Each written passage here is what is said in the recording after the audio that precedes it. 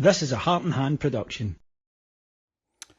Hello everyone, my name is David Edgar. I'm the host of Heart and Hand Rangers podcast, and I'm joining you today after another familiar story for Rangers as we drew our third Premier League match of the season 1-1 again. And again, it was the same old issues that we have witnessed so far this season. This isn't working, and it really is that simple. It's okay, all the arguments we have that are theoretical and it needs time and players, etc., but we are not seeing any improvement week on week. And today the manager played Tello Asgard as a lone striker with two wingers off him as a false nine, and I think that's a reflection on a need that we have with Cyril Dessers injured, Hamza Gaman not at full fitness, doubts about both of them whether they're going to be here at the end of the window, and Danilo clearly not trusted to start. And the first half was pretty much what we've got used to watching. It was slow, there was no effort really in terms of high press or anything like that. We didn't see that, and then we conceded another poor goal. It's just a straight long ball through the middle. The St.Mirren striker gets off Fernandez far too easily, goes in and puts the ball past Jack Butland, and we're a goal down. And it is that kind of typical goal that Rangers lose. We are so open in the middle of the park, and a big part of that problem is Joe Rothwell.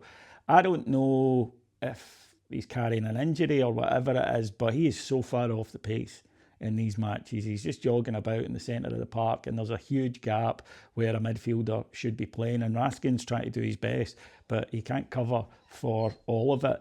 And into the second half then, the manager started making subs at half-time and basically was just throwing on more and more forwards. He did change the shape to a 3-4-3 and Rangers were a bit better, but we've seen that before. How often have I talked about this on this video, or have you guys said this to me in the comments, that Rangers have to seem to wait till they go a goal down and desperation kicks in? And eventually one of those subs paid off when from a corner the ball broke to Finlay Curtis on the edge of the box, and he demonstrated yet again what a good finisher he is by slamming the ball low into the bottom corner. Took a slight deflection on the way through, but he's one of the few players in that side that is looking to get a shot off as quickly as possible, and he gets the benefit of that.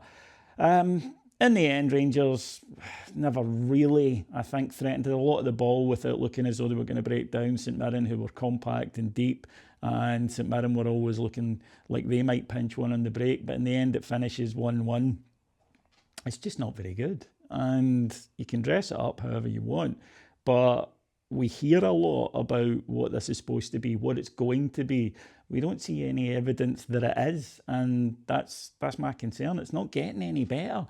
We're now going to get through to the international break. It might then be time to take stock for everybody to say, is this going to come to fruition? Because at the moment I see precious few signs of it, and there's no doubt that Russell Martin is under pressure with the support. He might not be with the owners, that's a different thing, but as fans I don't think we're seeing anywhere close to A, what we were promised, or B, what it's even supposed to be.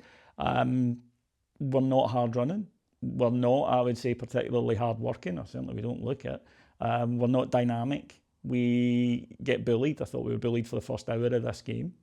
And in terms of outrunning, outworking opponents, which is something Russell Martin has gone on about, I can't see any evidence of it, to be honest.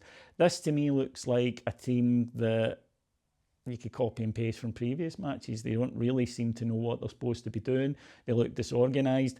When the chips are down, they'll rally and have a go, and they got a goal here today, same as they did against Dundee, but it's nowhere near good enough. We're not unfortunate to be sitting with 3 points after 3 matches. In some ways you might say we're a bit fortunate to have that many, and he's running out of road for me. Because I'm just a bit fed up watching this, to be honest. I'm fed up going into these games not expecting much and then not getting much. And unless there's some sort of big bang where it just all suddenly clicks and we're all going, right, this is brilliant, I don't see how it's going to change. There will come a point where the Rangers board have to sit and say, have I made a mistake here in terms of who we've appointed? At the moment, I think it's looking that way. I hope to be proven wrong, but if you can see evidence of it, you're seeing more than I am. Anyway, we'll have far more coverage for this over on Heart and Hand on Patreon. Go to patreon.com/Heart and Hand. Thank you very much for listening to me. I'll be back midweek when we go to Belgium.